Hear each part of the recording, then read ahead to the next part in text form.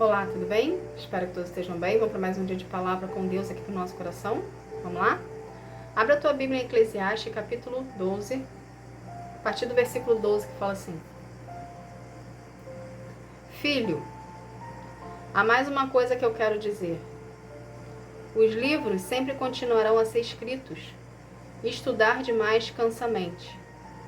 De tudo o que foi dito, a conclusão é essa: tema a Deus e obedeça os seus mandamentos, porque foi para isso que fomos criados. Nós teremos que prestar conta a Deus de tudo o que fizemos e até daquilo que fizemos em segredo, seja bem ou mal. O que Deus quer que a gente aprenda disso aqui? A Bíblia aqui está sendo bem clara. Ela nos dá 3 pilares importantes: temer ao Senhor, ser obediente e sempre andar na verdade. Por quê? Porque todos nós, sem exceção, iremos prestar conta com Deus.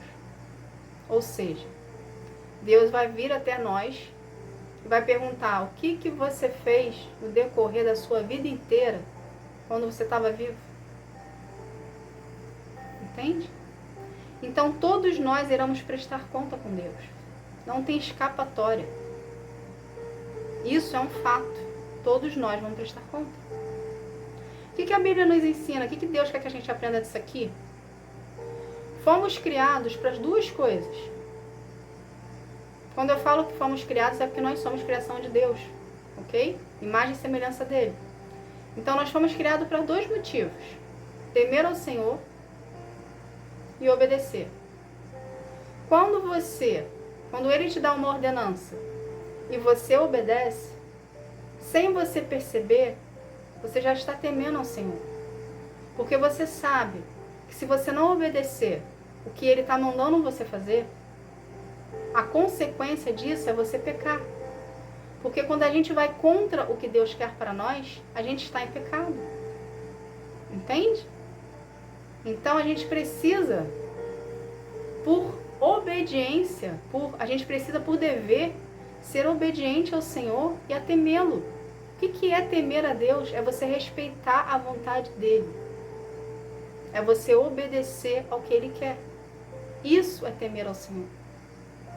Então temer ao Senhor anda em concordância com a obediência. Entende? Então isso é algo que você tem que ter cravado dentro de você. Por que eu falo cravado? Para você não esquecer. Então isso é um fator principal no seu relacionamento com Deus. Temê-lo e obedecê-lo. Quando você teme, você obedece, você consegue desenvolver as outras coisas. Para que nós fomos criados? Para a gente temer ao Senhor e obedecer. Porém, nesse meio do caminho, o que a gente precisa ter conhecimento? Quando a gente teme a Deus e obedece, consequentemente, nós vamos ser transformados por Ele. Quem é Deus? Deus é o amor em pessoa. Quando você se permite ser preparado por Deus, transformado por Deus, obedecendo e sendo temente a Ele, consequentemente, você vai entrar num processo de relacionamento com Ele de transformação. Ou seja, tudo que está dentro de você, que está ferido, tudo que está dentro de você, que está na escuridão, tem medo, está traumatizado, entende? A partir do momento que você começa a temer ao Senhor e a obedecer, você está gerando com Ele um relacionamento. Esse fato, essa atitude, esse posicionamento que você tomou, tudo que tiver feridinha aqui dentro, vai começar a ser curado. Entende? Quando começa a ser curado, o lugar onde estava ferido, ele vai ganhar uma cicatriz. Porque Deus, quando trabalha em nós, Ele não deixa brechas, Ele não deixa para depois, Ele não procrastina. Entende? Ele simplesmente faz. Por isso que às vezes dói tanto. Porque Ele está curando. E uma das formas de Deus curar a gente é confrontando a gente, pra gente sair da nossa zona de conforto. para a gente permitir que seja curado, seja liberto.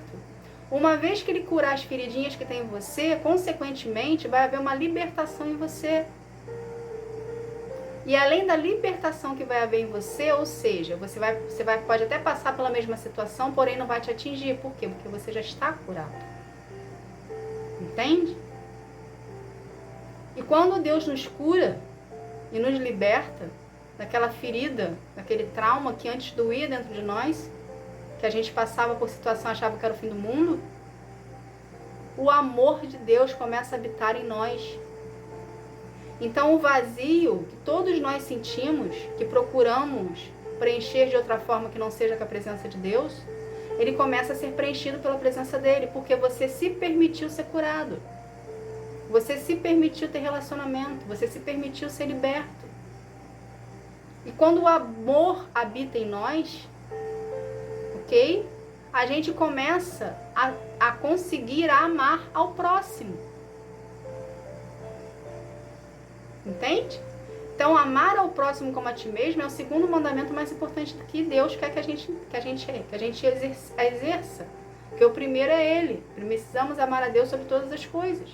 Só que para a gente amar a Deus e para a gente amar alguém, a gente precisa ter amor dentro de nós. E a gente só consegue ter amor dentro de nós mediante a transformação. Porque a gente dá para o outro o que temos dentro. Entende? Então, se você está dando ausência para o outro, se você está dando rejeição para o outro, se você está sendo grosso com o outro, se você está tratando o outro com desdém, é isso que tem dentro de você. É você gritando, pedindo para ser amado, só que dentro de você só tem isso para dar. Entende? Aí você fere pessoas porque você está ferido. Entende? É Deus querendo curar você, é Deus querendo libertar você, é você botando Deus para longe, porque você está ferido. É Deus tentando, você recuando e ao mesmo tempo você ferindo. Só que Deus quer que o amor habite dentro de você, para você parar de ferir as pessoas. E você, ao mesmo tempo que você para de ferir as pessoas, você começa a amar a você mesmo. Porque o amor de Deus começa a habitar dentro de você. Entende? Então, para quando chegar no dia lá de Deus perguntar para ti o que você fez e você prestar conta com Ele, você falar para Ele: Senhor, eu era uma pessoa má, eu vivia na escuridão, mas a partir do momento que eu permiti do Senhor me transformar, eu comecei a amar as pessoas e a mim mesmo. Então eu comecei mal, mas eu terminei bem. Entende? Não é eu comecei mal e continuei do mesmo jeito, eu comecei mal e piorei. Não, você começou mal, foi transformado por Deus e finalizou bem. Ou seja, você cumpriu com o seu papel de filho. Que você foi obediente e você temeu ao Senhor, consequentemente você conseguiu amar. Entende? Então a gente precisa, quando a gente anda com Deus, somos transformados.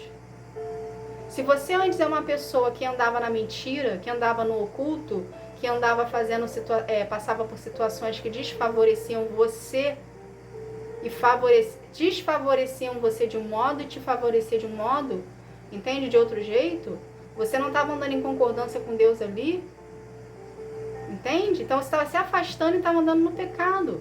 Porém, quando Deus começou a habitar dentro de você, você estava sendo transformado por Ele, essa tua escuridão saiu. E o amor começou a habitar dentro de ti. Então andar com Deus é andar na verdade, é ser honesto, é ser uma pessoa íntegra, uma pessoa de caráter. Porque não tem como você ser uma pessoa que não tem caráter, que não seja íntegra, que não viva de princípios e valores, você andando com Deus. É contraditório. Entende? Então, quando a gente começa a ser permitido ser tratado por Ele, essas virtudes de Deus começam a fazer parte da nossa vida. E sem você mesmo perceber, você vai começar a exalar a presença de Deus. Porque o Espírito Santo vai começar a habitar dentro de você. E as pessoas à sua volta vão começar a reparar a diferença em você. Você está diferente. Se você antes era uma pessoa mais rude, e você vai se tornar uma pessoa mais calma, mais branda, mais serena, as pessoas verão a transformação. Você não precisa falar, porque a presença de Deus, ela se faz presente onde ela chega. Ela se fala por si só.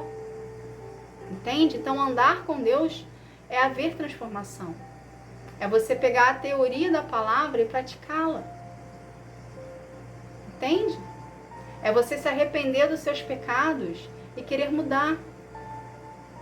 É você se arrepender para ver mudança de comportamento. Porque não adianta nada você falar que está arrependido e não haver mudança de comportamento. Precisa haver mudança de comportamento. E a gente só consegue isso mediante o relacionamento com Deus. Mediante a priorizar ao Senhor na nossa vida. Entende, gente? É um exercício todos os dias. Buscar um pouquinho. Porque o nosso corpo grita pelo pecado. O nosso corpo grita. Todos os dias. Então, se você não buscar a presença de Deus todos os dias e se preencher da presença dele, o teu espírito está fortalecido, você vai cair. E vai cair feio. E se você ficar insistindo em pecar, a consequência do pecado é morte espiritual. E uma vez que você morre espiritualmente, é mais difícil de se reerguer. Entende? Então não seja você a pessoa que vai morrer espiritualmente. Seja você a pessoa que vai vivificar o seu espírito, vai fortalecer o seu espírito, vai ficar enérgico, vai ficar com disposição, vai querer ter vontade de viver. Quando a gente peca, a gente entra em cativeiros, ou a gente prolonga os cativeiros que nós já estamos. O que a palavra quer dizer quando ela fala cativeiro? São prisões emocionais que ficamos. Ou que escolhemos adentrar por nós mesmos, ou que alguém nos colocou. Deus não tem prisões para você ficar.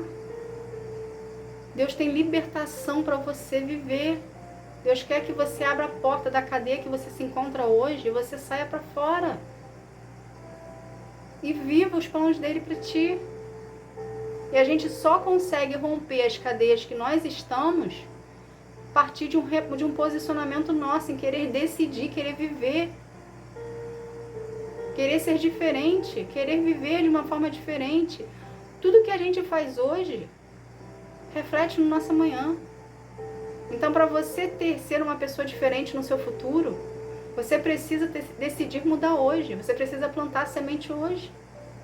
A semente demora um tempo para crescer, desenvolver, germinar, e dar fruto. A semente é você.